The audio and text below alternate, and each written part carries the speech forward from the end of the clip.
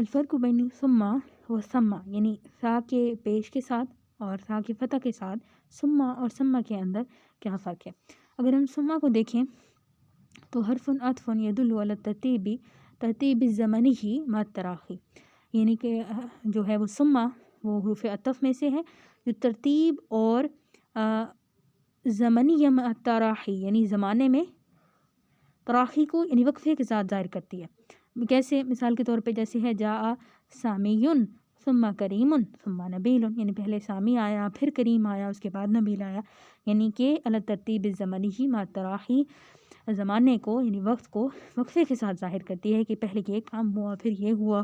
ٹھیک ہے، تو پھر اس وقت ہم کہیں گے کہ وہ وہاں پہ ہم ثم کا استعمال کریں گے اور ثم پھر کیا ہوگا؟ حروف عطف میں سے ہوگا. لیکن ثم جو ہے وہ اسماء اشارہ میں سے ہے. اور کون سا اسماء اشارہ ہے؟ للبعید بمعنی ہونا کا، یعنی ایک تو اسماء اشارہ ہے اور دور کی جگہ کی نشاندہی کرنے کے لیے آتا ہے، جیسے کہ ہونا کا مطلب وہاں. تو ثم حروف عطف میں سے ہے سب سے بڑا فرق، اور ثم جو ہے وہ اسماء اشارہ بعید میں سے ہے. ثم کے معنی کیا ہے؟ پھر. ٹھیک ہے، اور ثم کے معنی کیا ہے ہم یہاں پہ پڑھیں گے ثم رجال مخلصون، ثم رجال مخلصون کہ وہاں مخلص لوگ ہوں گے.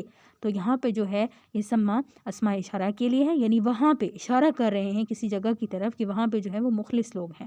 ٹھیک ہے، اور ثم کے زمانے کو ظاہر کر رہا ہے کہ پھر یہ کام ہوگا اس کے بعد پھر یہ کام ہوگا. تو ایک تو ثم جو حرف عطف ہے سب سے بڑا فرق، اور ثم جو ہے اسماء اشارہ میں سے ہے اور بعید کے لیے استعمال ہوتا ہے، اس کا مطلب ہوتا ہے وہاں.